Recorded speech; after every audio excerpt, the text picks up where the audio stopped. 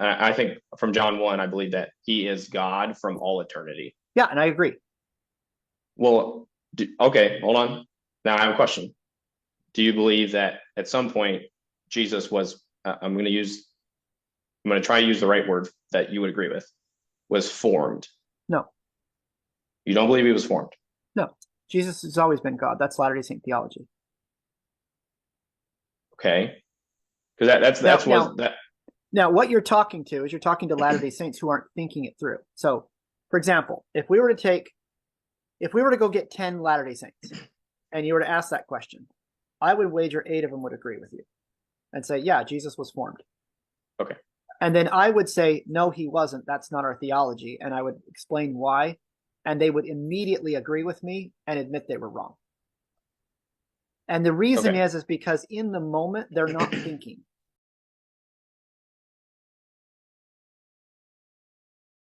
What was your question? Because your question seems like it was two-part, and it doesn't make sense to me. So, were you asking him were you asking him what the gospel is, or were you asking him what his understanding is about where he's going to go when he dies? Because those would be two different questions with different answers. I think I'll restate it so to get a little bit closer to what I actually said. So I believe I said, if you were standing before God and he asked you, why should I let you in to heaven, into my glory? What would you say? I believe that's the question that I asked. Okay, so what are the presuppositions you would have going into that conversation? Because the problem with that is that, well, you're assuming a whole bunch of things with that question. So, for example, I'm standing before God. What is God? You're asking me the question. Yeah. How am I standing before God? What is God? Is he an incomprehensible spirit nothingness? Is he a person? Is it Jesus of Nazareth that I'm looking at?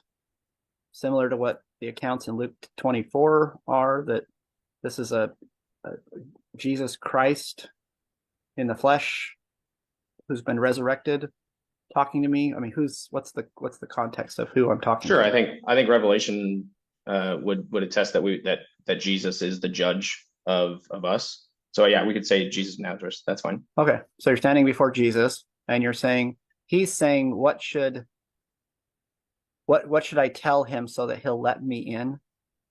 Well, I would reject the premise of the question. I don't think he'd be asking that. Okay. Well, how about I rephrase it then? So to make it more precise. What justification do you have that I should let you in? Okay, as Latter-day Saints or just in general? You pick. Okay, well, I mean, I guess you're asking an LDS missionary, and you're asking me. I'm a Latter-day Saint as well. I wouldn't have that conversation. He would just let me in.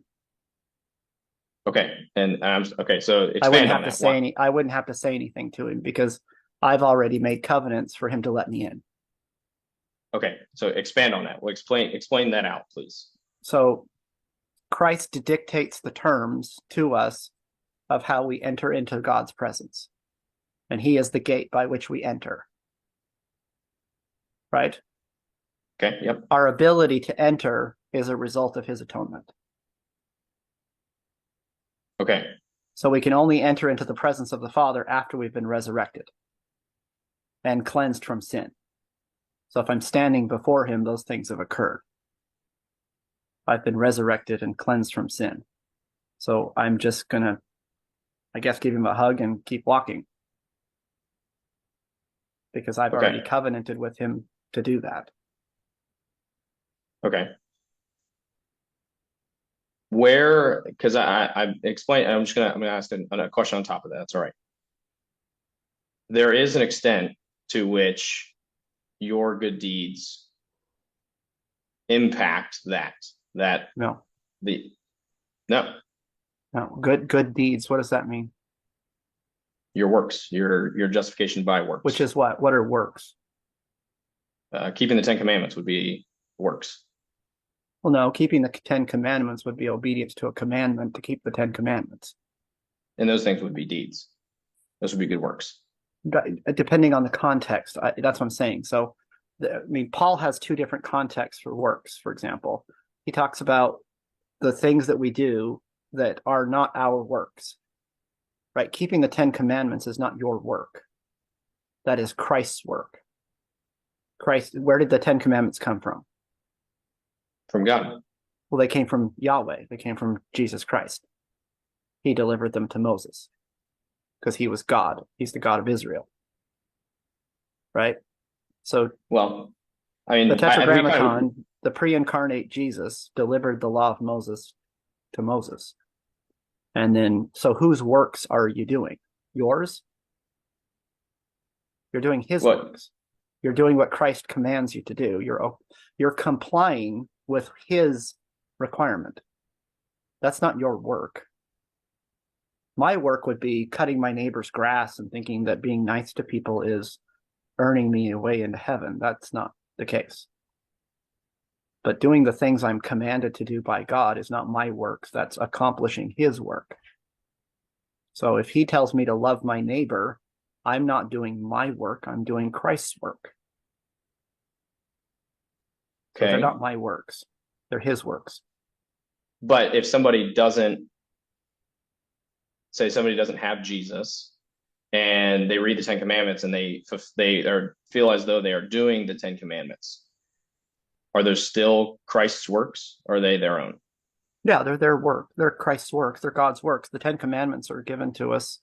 I mean, Paul talks about the law written on our hearts. I assume he's probably meaning something along the lines of the 10 Commandments. He's not clear on what exactly it means, but the law is written on their hearts. Being nice, loving God, serving your fellow man, all that kind of good stuff. But those are God's works. They're not your works.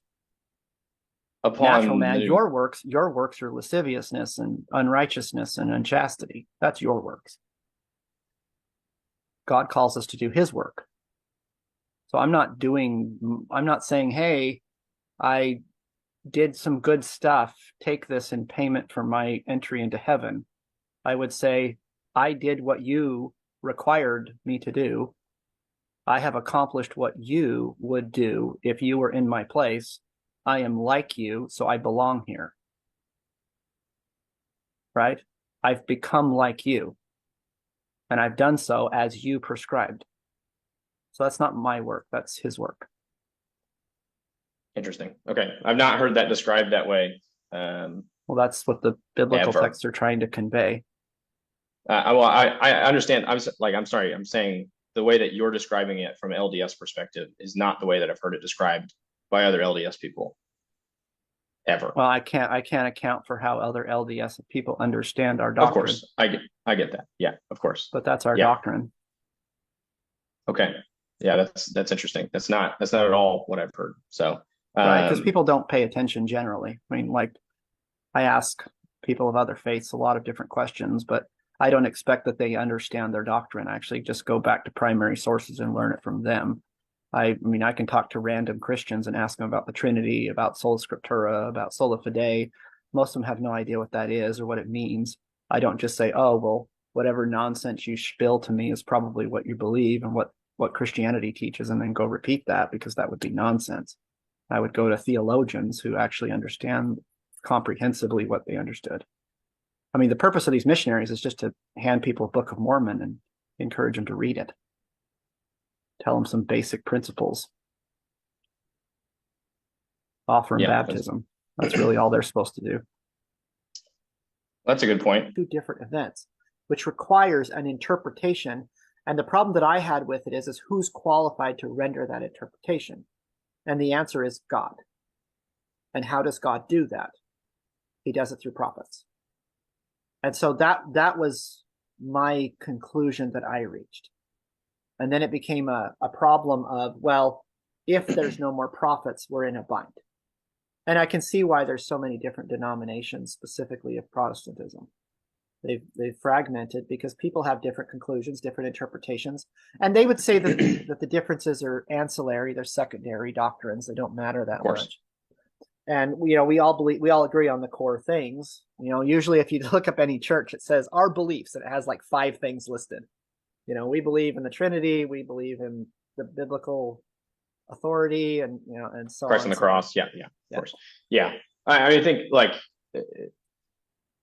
unfortunately, it's not the case anymore. There's actually quite a few denominations that have really are really just not Christian at all anymore. But who that's what I'm saying is who decides that?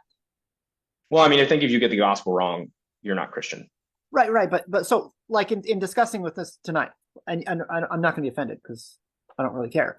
But am I a Christian? Being a Latter-day Saint? I don't believe so. Yeah. No, I don't believe so. But what have I gotten wrong? You've had wonderful answers to my questions. I believe that the nature of Christ, the nature, which we didn't get to talk about. The nature of Christ is simply what the New Testament says. Okay, and I think from John 1, I believe that he is God from all eternity. Yeah, and I agree. Well, okay, hold on.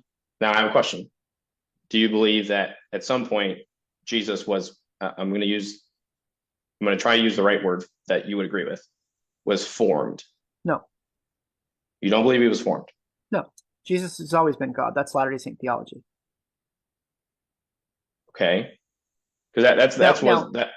Now, what you're talking to is you're talking to Latter-day Saints who aren't thinking it through. So, for example, if we were to go get 10 Latter-day Saints and you were to ask that question, I would wager 8 of them would agree with you and say, yeah, Jesus was formed. Okay. And then I would say, no, he wasn't. That's not our theology. And I would explain why. And they would immediately agree with me and admit they were wrong. And the reason is because in the moment, they're not thinking. They're taking phrases that are common in our culture. So Latter-day Saints have a specific culture. And it's really weird for people who join. They have to kind of get used to our culture. And the reason is we use words, we throw words around, just kind of believing people understand our words.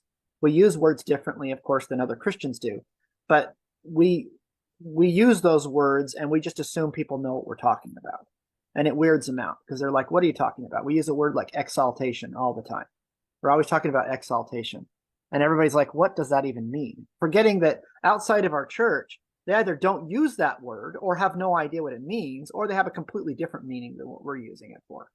But we don't spend much time articulating or clarifying, even for our youth. So what happens is the older members say, well, we believe in exaltation, but they never explain to the 12-year-olds what that even means or what it looks like, or they never diagram it, right? So what happens is that within a Latter-day Saint context, though, it is clear in our scriptures that we reject the idea of creatio ex nihilo. So God could only have always been God. Christ could only have always been God.